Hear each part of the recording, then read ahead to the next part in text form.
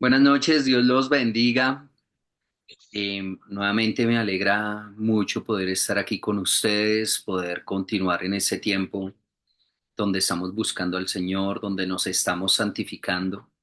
Pero hay algo que quiero que se lleven en su corazón y es, si tú estás limitando tu tiempo de santificación a estos 30 minutos que nos conectamos en la noche, esperando que esos 30 minutos te santifiquen, quiero ser muy sincero contigo y es que no te estás santificando.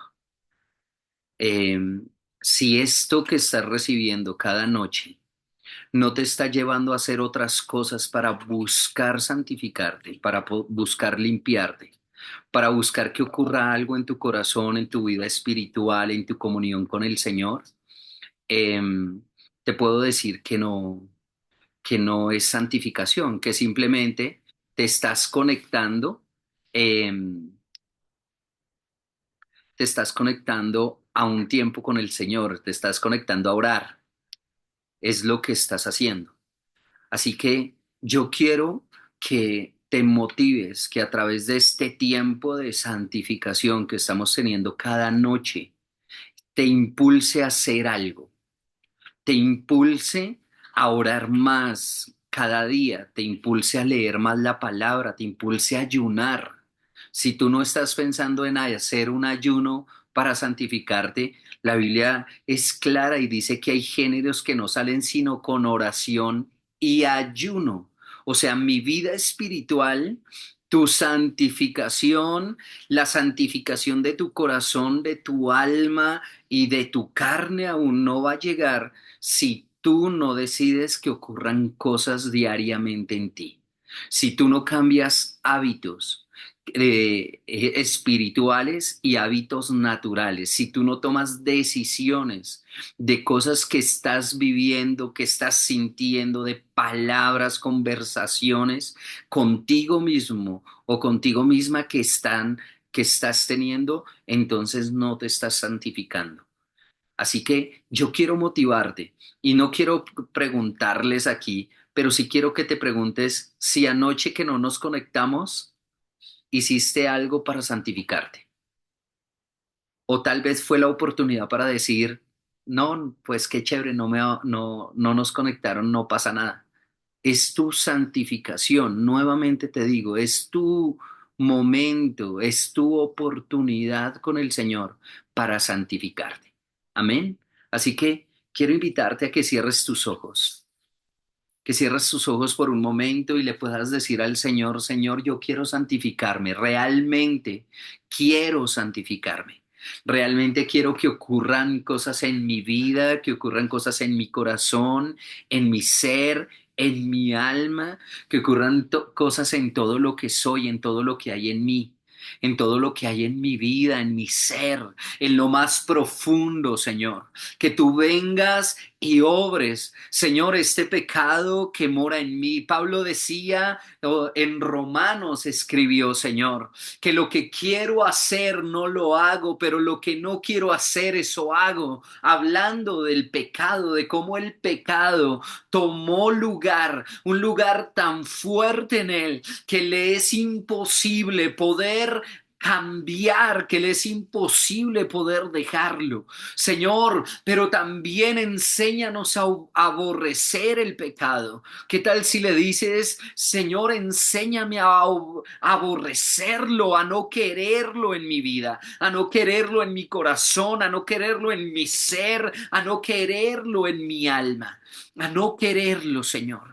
Padre, aquí estoy, Señor, buscándote. Quiero conocerte de una manera diferente. Quiero conocerte, Señor. Que mi corazón se conecte con el tuyo. Que mi corazón pueda conectarse con el tuyo fielmente. Que pueda conectarse conectarse, Señor, que mi espíritu se ligue a tu espíritu, porque santidad no es algo diferente, Señor, a tener, Señor, tu naturaleza en mí, no la mía, no mi naturaleza carnal, no mi naturaleza almática, emocional, Señor, sino una naturaleza espiritual que proviene de ti, que proviene de tu presencia, que proviene de tu gracia, que proviene de tu misericordia, que proviene de tu amor, Señor, y que tu luz, Señor, sea alumbrando a lo profundo de mi ser, que tu luz sea alumbrando a lo profundo de mi corazón, a lo profundo de mi alma, que tu luz, Señor, alumbre en mí, que tu luz alumbre en mi vida. Señor, mira que te lo pido en el nombre de Jesús.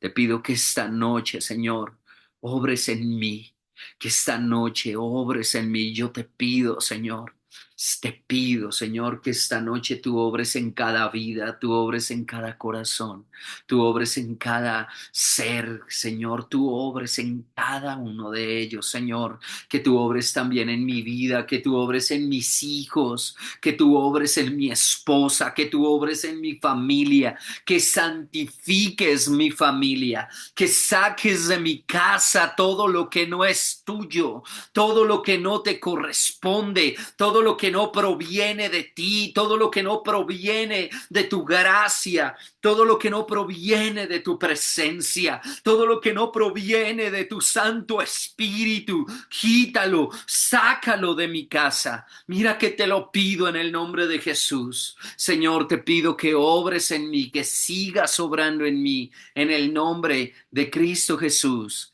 Amén y amén. Bueno, quiero compartirles una palabra que está en Ezequiel capítulo 37. Dice: la mano del Señor vino sobre mí y su espíritu me llevó y me colocó en medio de un valle que estaba lleno de huesos.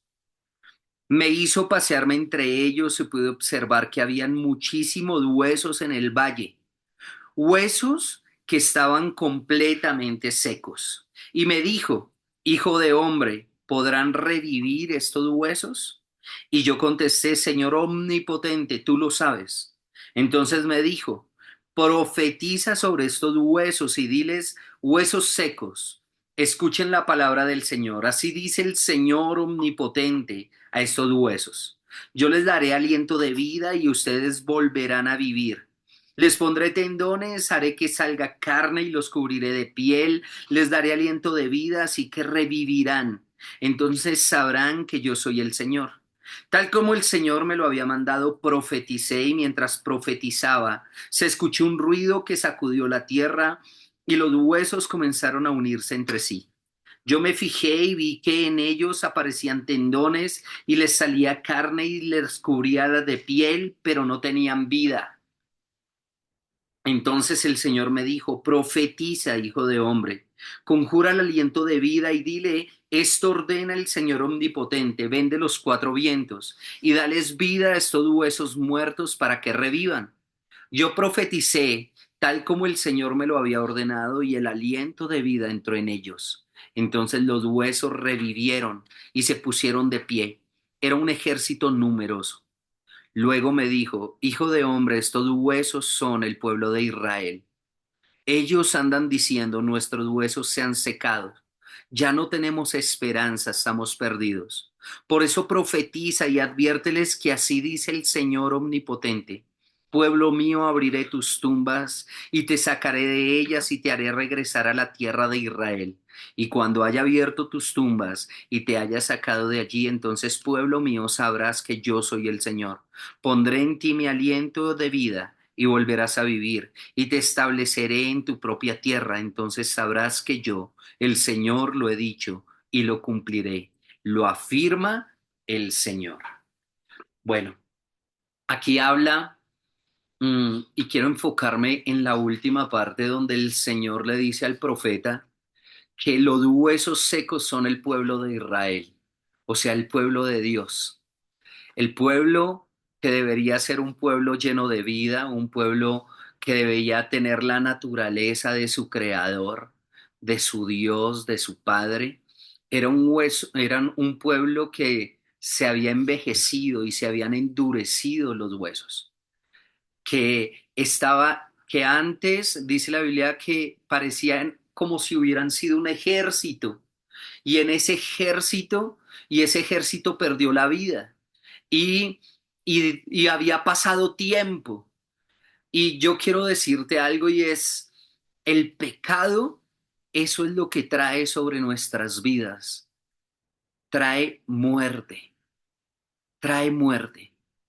Y la muerte se vuelve tan terrible que a veces nos cuesta ver el pecado como el pecado es. Pablo enseña del pecado que es como un cuerpo muerto que él llevaba a su espalda. Pero déjenme graficarle un poco qué quería decir Pablo con esto. Antes, en la antigüedad, los romanos castigaban a los asesinos colocándole el cuerpo que ellos mismos mataron a sus espaldas y se los amarraban. De tal manera que este cuerpo muerto que habla Pablo se iba descomponiendo a la espalda de su asesino. Y al descomponerse, esta descomposición afectaba también el cuerpo del que lo llevaba. Miren la manera como Pablo veía el pecado. El pecado, ese cuerpo muerto que llevas a la espalda, ese cuerpo muerto que tú mismo mataste, que tú mismo hiciste, ese mismo cuerpo muerto que está atrás te está matando, y eso hace el pecado en tu vida. El pecado del chisme mata. El pecado de la murmuración mata. El pecado del orgullo mata, que es la raíz. El pecado inmoral, el pecado de pornografía, el pecado de masturbación, el pecado en tu sexualidad, el adulterio, mata. Lo que ves con tus ojos de manera incorrecta te está matando. Las palabras que están saliendo de tu boca te están matando y te matan lentamente. Quizá ni siquiera te das cuenta de cómo esto te va matando, pero el principal indicador es que no sientes. Un muerto no siente. Y un muerto espiritual no siente el pecado, no siente que está pecando, no siente que el pecado les está colocando lazo, que les impide ver la bendición, que les impide ver la mano de Dios en su familia, en su casa, en su carácter, en su temperamento, en su manera de pensar. El pecado te está matando aún emocionalmente, cuando te tomas las cosas personales, cuando tus emociones son las que gobiernan tu vida, te está matando. El pecado te mata y está matando tu vida, está matando tu corazón. Y el único que puede dar vida, miren lo que decía David en el Salmo 32. Dice, dichoso aquel a quien le perdonan sus transgresiones y a quien le borran sus pecados. Dichoso aquel a quien el Señor no toma en cuenta su maldad y en cuyo espíritu no hay engaño. Mientras guardé silencio, dice David, mis huesos se fueron consumiendo por mi gemir de todo el día. Mi fuerza se fue debilitando como el calor del verano, porque de día y de noche tu mano pesaba sobre mí. Miren lo que causa el pecado, y David lo escribió en este salmo. Dice, mientras guardé silencio, mis huesos se fueron consumiendo por mi gemir de todo el día. El pecado causa enfermedad. El pecado afecta tus huesos, afecta tus articulaciones, afecta tus músculos, afecta tu corazón. La enfermedad es consecuencia del pecado. La enfermedad no es natural Y quiero que sepas esto, si estás pasando por un desafío en tu salud, te quiero decir, la enfermedad no es natural. Jesús ya nos liberó, ya venció la enfermedad en la cruz del Calvario, pero el pecado sí causa enfermedad. El pecado sí afecta a tu cuerpo, sí está afectando tu cuerpo. Lo siguiente que dice es, mi fuerza se fue debilitando como el calor de verano. Pierdes tu fuerza, pierdes tu motivación. El pecado roba tu fuerza, tu ánimo, roba tu fuerza física, roba tu ánimo, roba tu motivación, roba tus sueños, roba tus sueños. Y el pecado en este ejemplo quiero compararlo con estos vicios que son tan fuertes. El vicio de la droga, poco a poco va dañando a una persona. Primero comienzan consumiendo a escondidas. Después ya no les da vergüenza consumir. Y la droga comienza a tomar lugar en ellos. Pueden habitar, incluso pueden consumir, trabajar, estudiar y siguen consumiendo. Pero también, poco a poco, ese pecado, las drogas, les va haciendo apagar esos sueños y entonces comienza a decir, ¿para qué estudio? Y dejan de estudiar. Ya después dejan de trabajar. Ya después comienzan, como les hace falta dinero, comienzan a robar su propia familia con las cosas de su casa. Después, ya como la familia los saca, van a las calles y ya ni siquiera el dolor de las calles les hace caer en cuenta de dejar su vicio y así es el pecado. El pecado comienza a gobernar nuestra vida de tal manera que nos endurece y pasamos por cosas tan difíciles, que ni siquiera esas cosas difíciles nos hace volver al Señor y reconocer que la raíz es el pecado. Y puse el ejemplo de la droga, pero eso pasa con los que están pasando por temas de alcoholismo, eso pasa con los que tienen problemas con el juego, problemas con videojuegos, personas que no piensan y no viven para otra cosa, sino para los videojuegos. Así es el pecado. El pecado toma tanto lugar en una vida que la destruye poco a poco, que poco a poco la hace menos sensible, la hace más insensible. Ya no le importa la vida de los demás, ya no le importa su propia vida, ya no le importa el qué dirá, y eso hace el pecado. David dijo, voy perdiendo mi fuerza. Voy perdiendo mis sueños, perdiendo mi motivación, me debilito, como si estuviera en pleno calor de verano. No quiero hacer nada. Eso hace el pecado. Y dice, porque de día y de noche tu mano pesaba sobre mí. Y dice esto, dice que sentía un peso mayor David por su pecado, un peso mayor. Un peso más grande, un peso que no podía llevar. Pero hay algo que David también hizo y también David eh, entendió en su espíritu.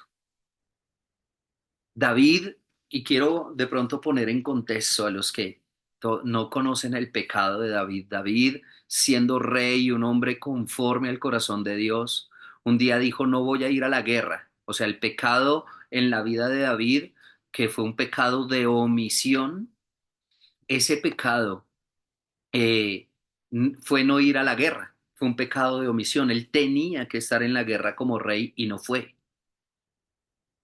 Él tenía que estarle sirviendo al Señor y no lo hizo. Y dice que desde su terraza, la pereza lo llevó a la terraza y desde la terraza vio una mujer bañándose. Y él era el rey finalmente, e hizo llamar a esta mujer y dice que tuvo pecado inmoral con ella. La Biblia dice también que ella le mandó una nota y le dijo, estoy embarazada. Y además era casada.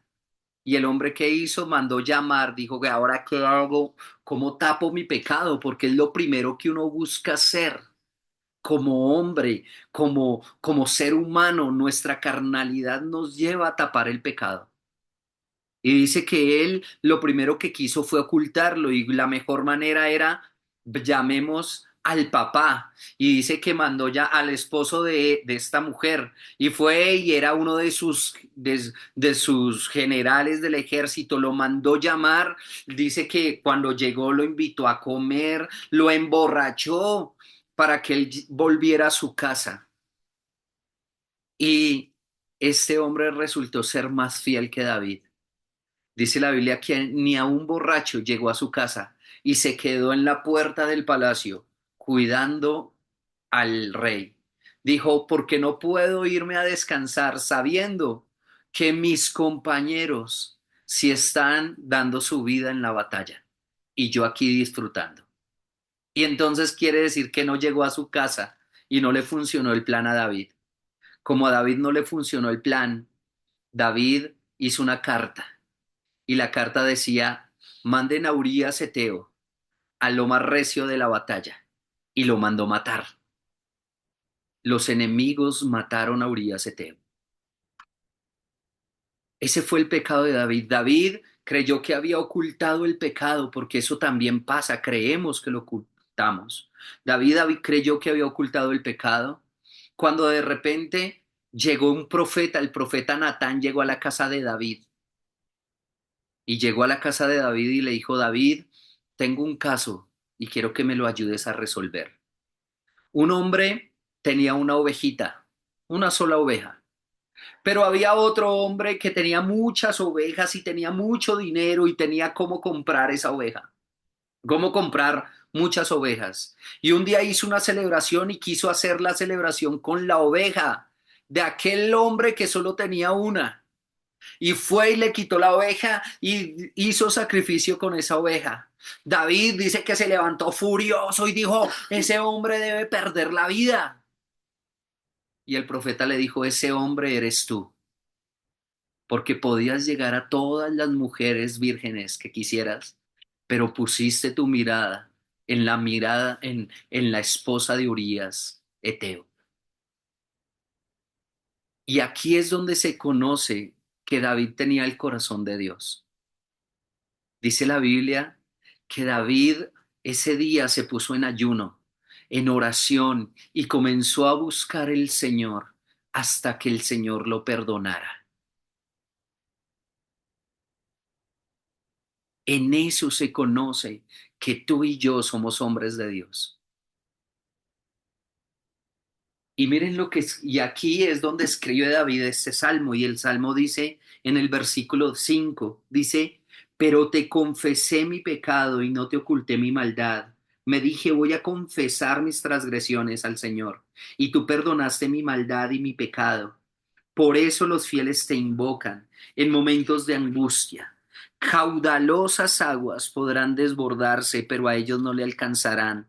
Tú eres mi refugio, tú me proteges del peligro y me rodeas con cánticos de liberación. Ese es el pecado. Ese es el perdón de pecados. David entendía que debía confesar su pecado, que debía buscar al Señor y confesarlo.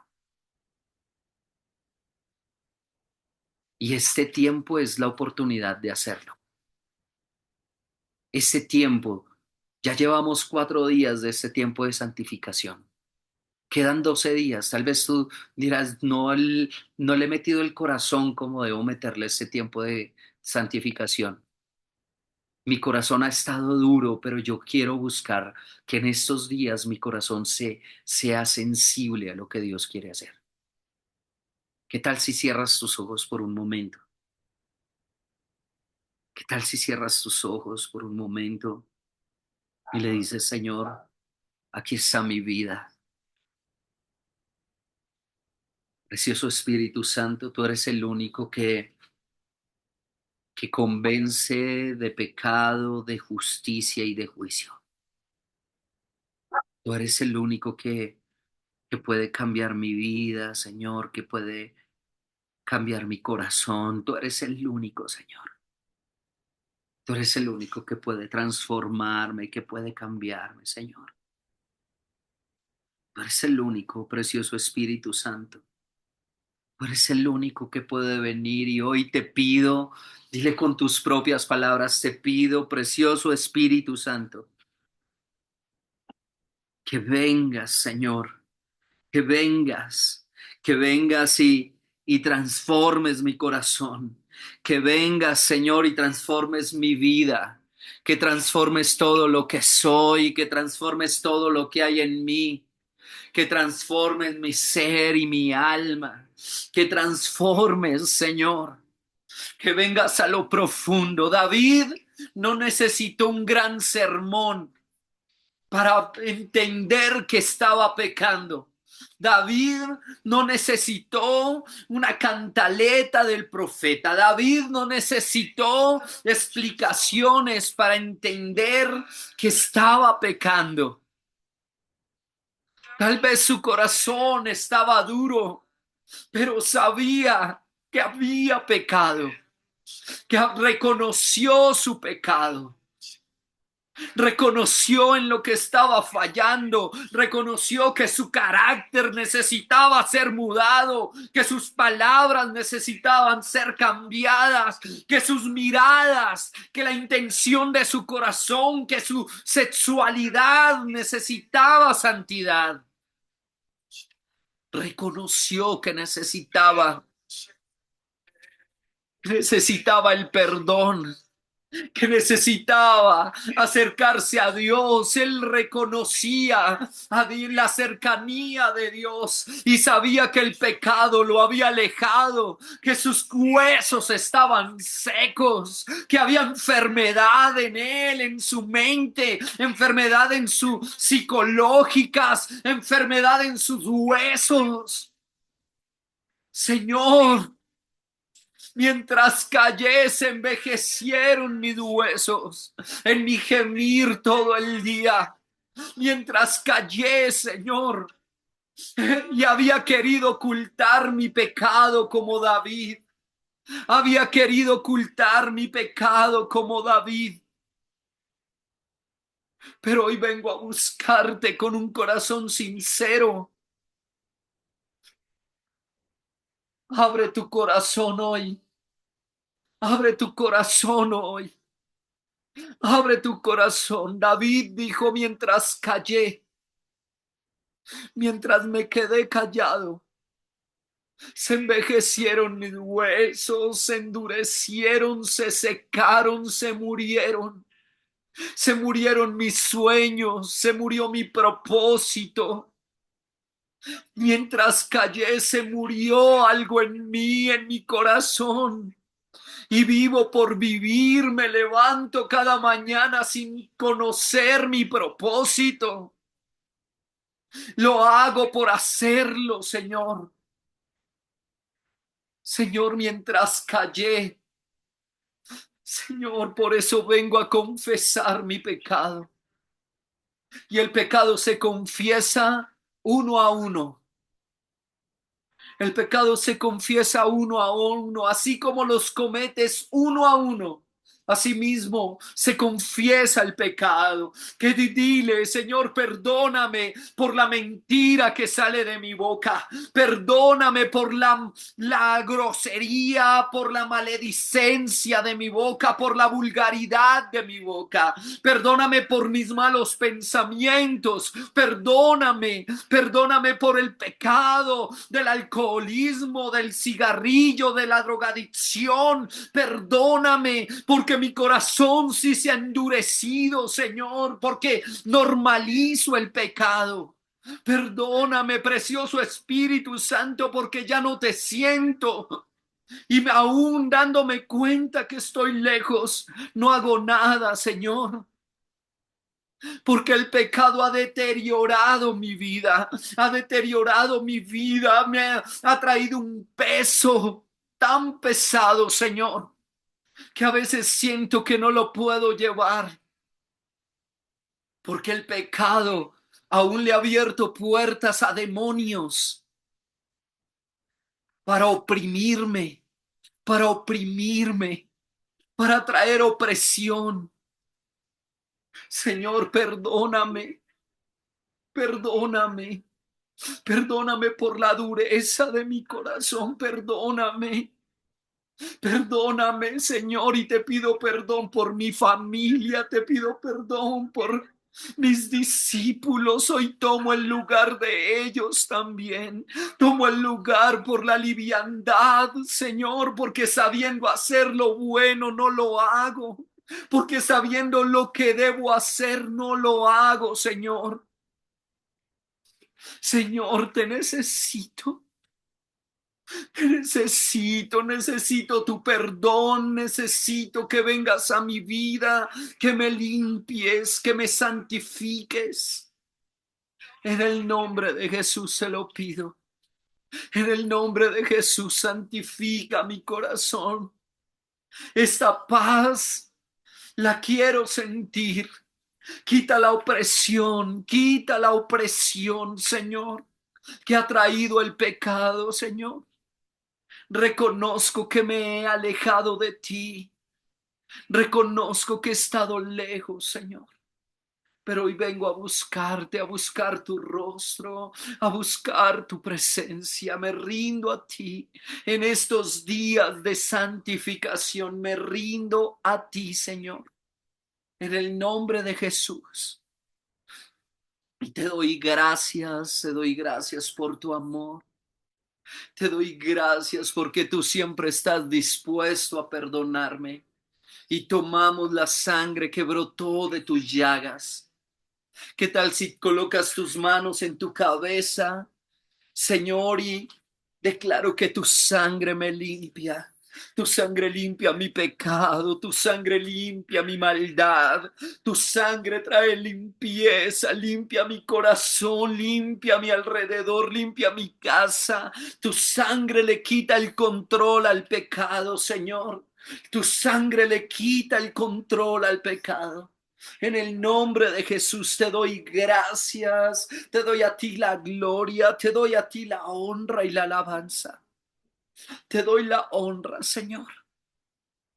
Te doy gracias, tú eres mi refugio. ¿A dónde más iré? En el nombre de Jesús. Y es en el nombre de Jesús. Amén y amén. Y yo sé que quizá estos minutos no son suficientes. Dedica tiempo para que el Señor sea el que obre en ti y obre en tu vida. Y nos vemos mañana. Continuamos este tiempo de santificación.